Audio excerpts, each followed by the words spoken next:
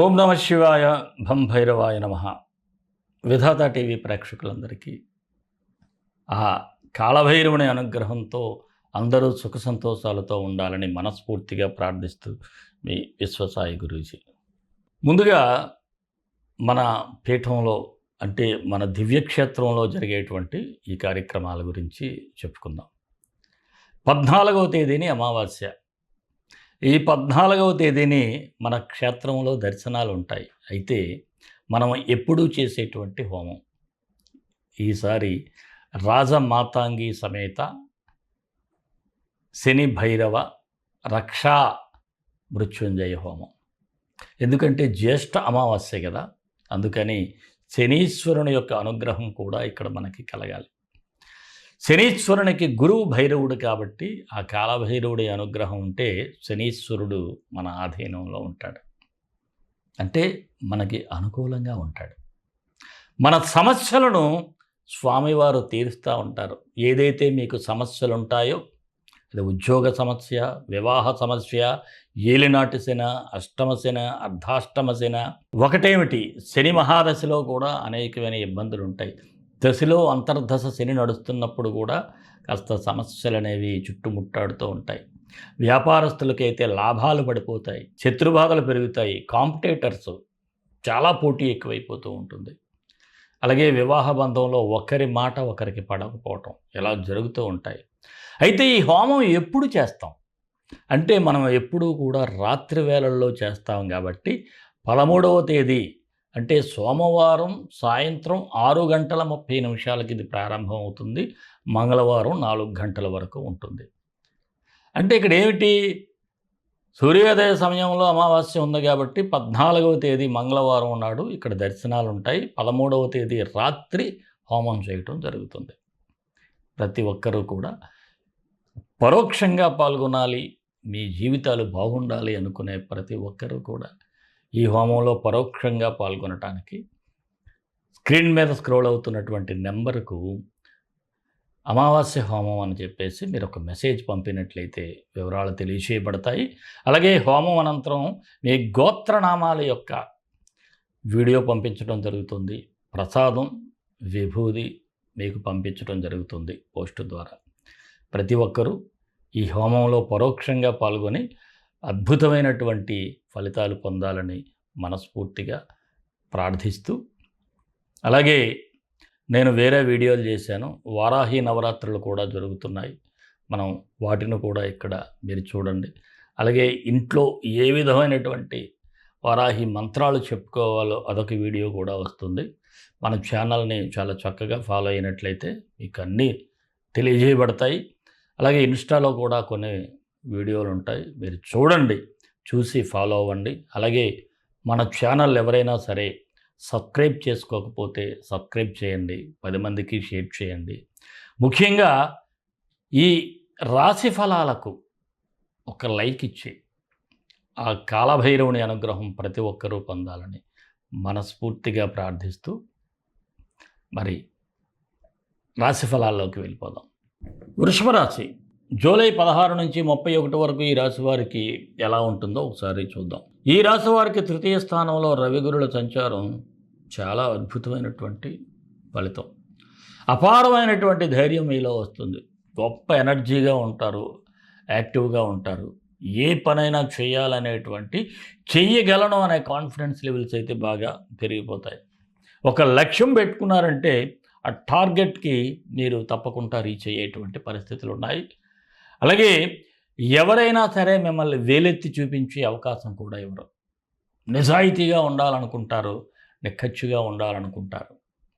ఒకరు వేలెత్తి చూపితే సహించే పరిస్థితులు అయితే లేవు.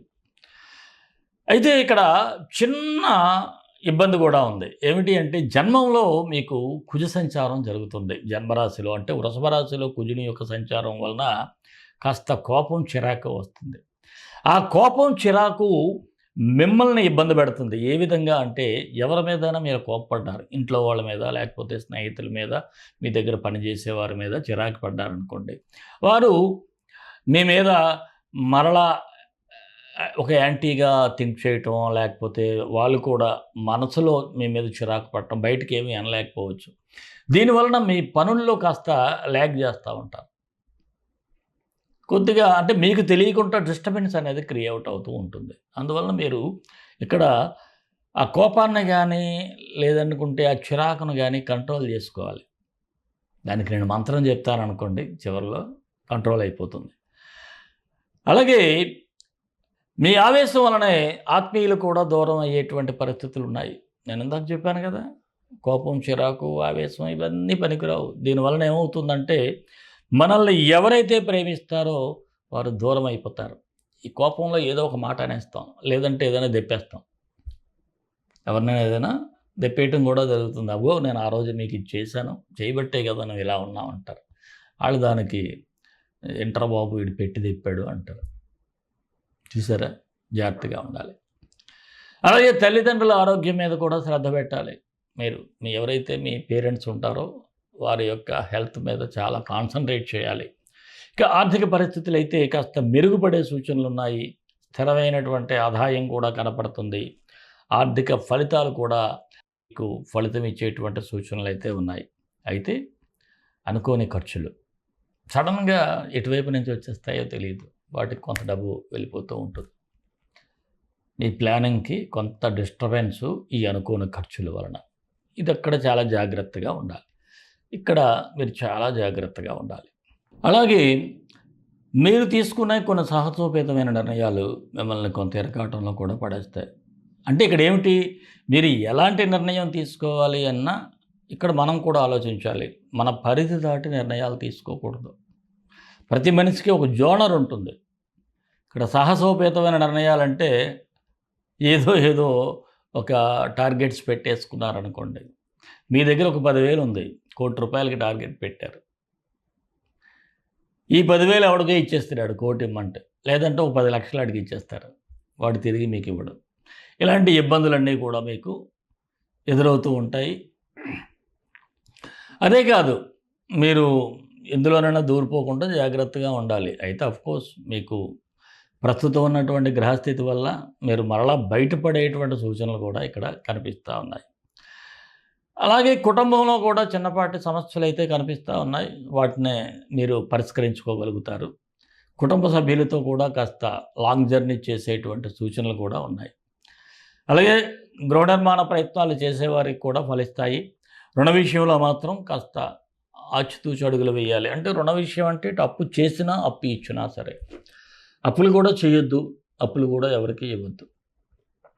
ప్రస్తుత పరిస్థితుల్లో ఎవరికి మీరు అప్పు ఇచ్చినా తిరిగి వచ్చే సూచనలు అయితే లేవు.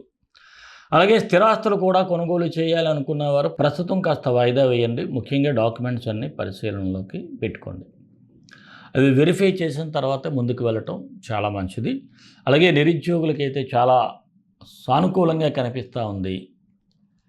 ఏదైనా ఒక టార్గెట్ పెట్టుకున్నట్లయితే సంకల్ప సిద్ధి, చక్కగా మంత్రసిద్ధి, గురువుల యొక్క అనుగ్రహంతో మీరు ముందుకు వెళ్ళగలుగుతారు. మరి రాజకీయ నాయకులకైతే పరిస్థితులు అనుకూలంగా ఉన్నప్పటికి కూడా ఏదో ఒక తెలియని భయంతో మీరు మానసికంగా కాస్త సంఘర్షణకు లోనవుతూ ఉంటారు. ఎందుకంటే ఏం జరుగుతుంది, ప్రస్తుత పరిస్థితులు ఎలా ఉన్నాయి, ఎటువైపు వెళ్తున్నాయి పాలిటిక్స్, ఇందులో నేను రాణించగలనా, ఎందుకు వచ్చానా అన్న బాధ కొత్తగా వచ్చిన వారికైతే ఉంటుంది. అయినప్పటికి కూడా మీరు ఆ సంఘర్షణ నుంచి బయటపడతారు, పర్వాలేదు. ఉద్యోగస్తులకైతే సానుకూలంగా ఉంది. మీరు కోరుకున్నటువంటి బదిలీలుగా జరుగుతాయి. అలాగే ప్రమోషన్లు కూడా రావడానికి అవకాశాలు కనిపిస్తూ ఉన్నాయి. అలాగే మీ పై అధికారులతో కూడా చక్కని కమ్యూనికేషన్స్ ఏర్పడతాయి. వారికి చాలా అండదండలుగా ఉండగలుగుతారు. అలాగే మీ సహ ఉద్యోగులు ఏదైనా పొరపాటు చేసినట్లయితే అనవసరంగా మీరు కావాలని మాత్రం కెలక్కండి. కెలకటం వలన మీకు కాస్త శత్రువులు ఏర్పడే సూచనలు ఉన్నాయి. వారు ఏదైనా తప్పు చేస్తే వారు అడిగితే సున్నితంగా చెప్పండి తప్ప అనవసరంగా మీరే దాన్ని వేలెత్తి చూపినట్లయితే వాడు తప్పు అనుకోడు. మీరేదో వాళ్ళకి ఇబ్బంది పెట్టినట్టుగా ఉంటుంది. ఇక వృత్తి వ్యాపారస్తులకి బాగానే ఉంది. వ్యాపారం అభివృద్ధి జరుగుతుంది. కొత్త ఆలోచనలు కూడా చేయగలుగుతారు. అలాగే ఆలోచనలు కూడా అమలు చేస్తారు. అయితే ఏదైనా ఒక కొత్తగా ఒక ఆలోచన వచ్చిందనుకోండి, వాటిని అమలు చేసేటప్పుడు కాస్త జాగ్రత్తగా మీరు కొద్దిగా ఆలోచించి నిర్ణయాలు తీసుకోవాలి. అంతే తప్ప ఏదో ఆవేశంలో వెళ్ళిపోవద్దు. ఇక భాగస్వామ్య వ్యాపారస్తులు కూడా చాలా కేర్ఫుల్‌గా ఉండాలి. మీ పార్ట్నర్స్ మధ్య అభిప్రాయ భేదాలైతే కనిపిస్తా ఉన్నాయి. అలాగే వ్యాపారంలో కూడా కాస్త ట్రాన్స్‌పరెన్సీ ఏదో లోపం కనిపిస్తా ఉంది. కాస్త జాగ్రత్తగా మీరు కూడా దగ్గరుండి చూసుకోవటం చాలా మంచిది. ఇక షేర్ మార్కెట్ విషయానికొచ్చేటప్పటికి కాస్త దీర్ఘకాలిక పెట్టుబడులు పెట్టుకోవటం మంచిది. విద్యార్థులకు కూడా చాలా బాగుంది. చదువుపై ఆసక్తి అయితే పెంచుకుంటారు. పరీక్షల్లో ఏమైనా ఎగ్జామ్స్ ఉన్నా కాంపిటేటివ్ ఎగ్జామ్స్‌లో కూడా రాణించే సూచనలున్నాయి. అలాగే కొత్త కోర్సులు ఏదైనా ఉంటే నేర్చుకునే ప్రయత్నం కూడా చేస్తారు. మరి ఆరోగ్యపరంగా ఈ రాశి వారికి చూసినట్లయితే కాస్త అంటే ఏ చిన్న ప్రాబ్లమ్‌ని కూడా కేర్‌లెస్‌గా ఉండే సూచనలున్నాయి. ఏదో ఒక హెల్త్ ఇష్యూ కనిపించని కొన్ని ఇబ్బందులు కూడా మీకు ఉంటాయి. అలాగనే ఏది నిర్లక్ష్యం చేయకండి. ఆరోగ్య విషయంలో మాత్రం అప్రమత్తంగా ఉండాలి. మరి మీకు అనుకూలమైన తేదీలు ఏమిటంటే 22, 24, 31. నిదానంగా ఉండాల్సిన తేదీలైతే 18, 27, 29. మరి ఈ రాశి వారికి మరింత మంచి ఫలితాల కోసం విశ్వగురు సక్సెస్ మంత్రాలు పఠించండి. ఈ రాశి వారు ఏమిటంటే కుజగ్రహానికి చెప్పాను కదా, మీకు రాశిలోనే కుజుడున్నాడు. కుజుని యొక్క కుజగాయత్రి మంత్రం పఠించండి. తత్పురుషాయ విద్మహే శిఖధ్వజాయ ధీమహి తన్నో స్కంధ ప్రచోదయాత్.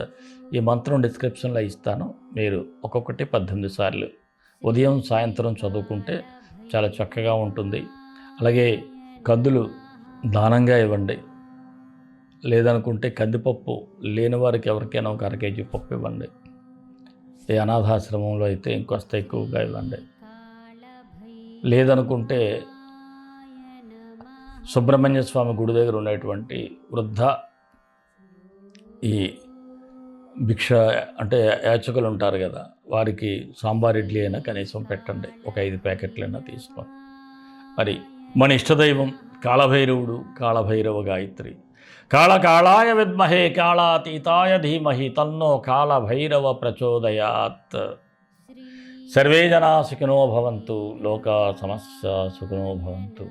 దేశం కోసం, ధర్మం కోసం, భారతీయ సంస్కృతి విలువల కోసం పాటుపడదాం. స్వస్తి.